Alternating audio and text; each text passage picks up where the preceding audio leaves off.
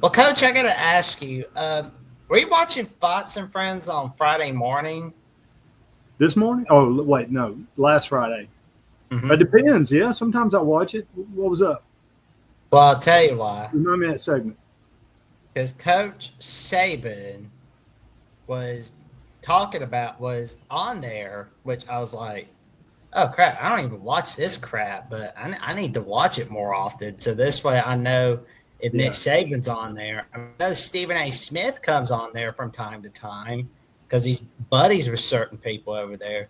But apparently we see Nick Saban on there and he's being asked about the coaching rumors. And it was the first time that he was talking about it since Greg McElroy was spreading the rumors, so to speak. It's like, yeah, come on, yeah, Greg. You know better than that. You yeah. know Check better. your source. Got to check those sources before you run with something. And he probably has Coach Saban's number. He could have texted him, or I'm hearing this. What's the word? And that kind of stuff. But it was, it surprised everybody and gave us all something to talk about. But obviously, what we thought, he's not headed back. And I liked his little analogy about, he said Miss Terry told him he had to vacuum the entire downstairs. And he's like, I thought about it for a second when I was coaching. I didn't have to do this stuff. But anyway, no, no, I told you, once you get out and you start to, especially he's 75 years old, you get out, you start realizing, hey, I've got time. I got time to do things. And that's what, and then you start thinking back, do I want to go back into that grind? And obviously not. So, yeah, we all knew it was not going to happen. There may have been, maybe 1% that I might have, maybe, but the other 99%, not happening. No, it's like no. I think he saw like because I think part of it is he saw like what happened with Matt Brown. He's like, I don't want that being me. No. Yeah, yeah. And And he's accomplished everything he's wanted to accomplish here at Alabama. What he's accomplished over at LSU, Michigan State, and Toledo. yeah, He's happy with way things are in his life. and the sad thing, I reflect back, and because I remember probably the two most, I guess, and that I can remember specifically retirements in sports, and that was when Coach Bryant, announced his retirement, and everybody just went, just wow. And then Coach Saban, because both of them came out of the blue. You weren't expecting it. And the sad thing is, Coach Bryant never lived to. I mean, what, a month afterwards he was gone, and never got to really.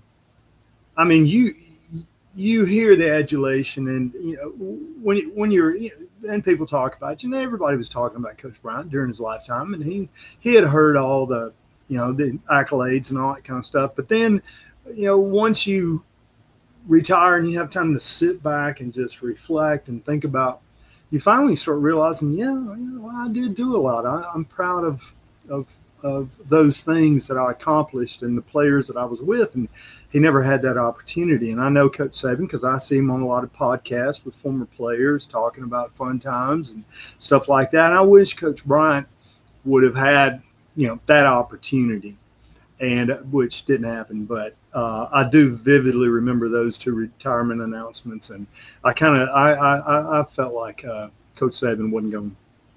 He wouldn't head back to the grind. You heard Coach Oh Hud. yeah. You heard Coach Hud's, Oh yeah. down there. I'm fixing to pop a beer and get on the boat and, and have a life. So no, Saban's already experienced time away from it. He's had a year. He's enjoying where he is in his life. There's a point you realize I accomplished all I could do, and I had my fun. I had my time, and let's sit back and enjoy life.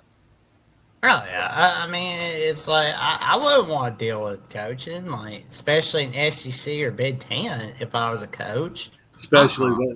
the especially the last couple of years. I'm glad they're reining it in. Coach Saban, he got no President Trump's ear.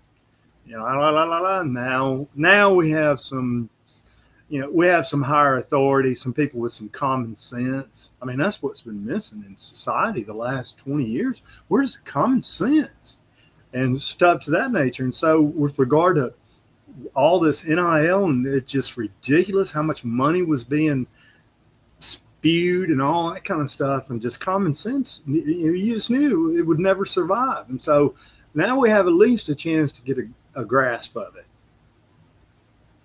Well, we'll definitely wait and see what happens for sure. But I thought it was a pretty good interview, like Saban did. But it's like I'm just like, okay, when are we gonna see him on like Rogan or something like that? Like that'd be cool. Yeah, it'll happen. It'll happen. And I'll tell you what, guys, I'm so used to Jeffrey being here, but Jack, I enjoy watching Coach get on the podcast with former players and talking to them and that kind of stuff, because he always has a unique perspective, and he can cut up with the best of them, and he can just lay the wood to some of them when they need it. So it's always fun seeing him just now and being able to reflect and talk about some fun times, things that have happened and everything. So I love seeing him, and he'll be on Rogan.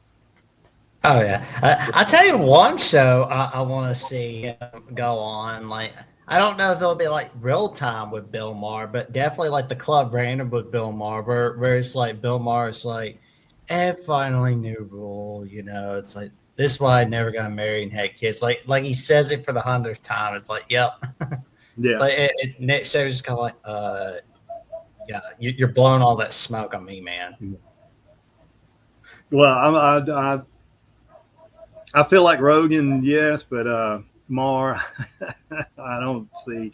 I don't see any way Maher could interest Nick Saban, because Maher will go off script and he'll bring something up and Saban won't want to talk about it, as long as you're talking sports and football and things that nature. But when you're going to get into the political and, unfortunately, I know that Maher had on Marshawn. He had beast mode on a few years back, and he's had on Stephen A. Smith. So I mean, it's like I'm sure. And Stephen A's is going to talk stupid stuff too. I mean, I like listening to him and everything, but Stephen A. his biggest problem is, he's overexposed. I mean, you see him all the time, everywhere, and you just I've seen what he's going to say.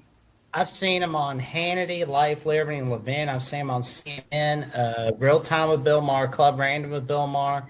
I've seen him on the Ruby Report. I've seen him on CNN, ABC, Howard Stern. And isn't he on 24 hours a day on ESPN? I mean, he's never not on. I mean, he needs to take a holiday. I remember when he was subbing in on Pardon the Interruption for a couple of weeks in 2019. Like, that was funny. Yeah. But yeah, he's overexposed, and but anyway, who cares? But like Nick Saban on Stephen A. Smith, or like Nick Saban having a podcast having Stephen A. Smith, that would be so funny. I would think that would happen before Bill Maher. Oh yeah. Well, I mean, like, and Stephen A. Coach Saban, he's a wise cracker. I mean, that guy, he ain't gonna take any gruff from Stephen A. If Stephen A. starts talking, won't get that controversy and all that or whatever. Coach Saban cut him off. He didn't have any of it. That guy walks to the beat of his own drum. Oh man, it's like I don't like. I think like the Club Shay Shay show, that would be funny. Where it's like if Saban's on there, I mean. So that would be funny. I mean, it wouldn't be exactly Cat Williams on there, but still, though, it would be hilarious. You're right, but I ain't seeing it. I think he's picking and choosing where he wants to spout his wisdom, which is deservedly so. Oh yeah.